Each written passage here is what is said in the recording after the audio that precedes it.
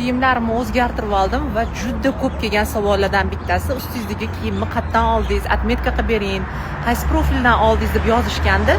Men nimaga отметка qilmadim? O'zi ko'pincha отметка qilib o'tib ketaman. O'zimni pulimga sotib olgan narsamni ham men nimaga отметка qilmadim? Ozgina bexabsalik qilishdi-da o'tdigilar.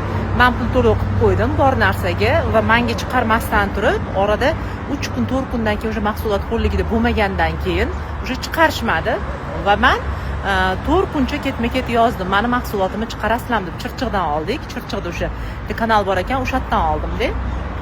Chiqarasizlarmi desam, opajon bu rangidan qolmadi. Men plata qilayotganimda bor deb aytdinglar-ku. Men necha kun bo'ldi plata qilganimga desam, ham topib berisha olmadi u rangidan. O'zim qo'ynim xohlagan rangidan topib berisha olmadi. To'lov qilgan rangimdan, ya'ni.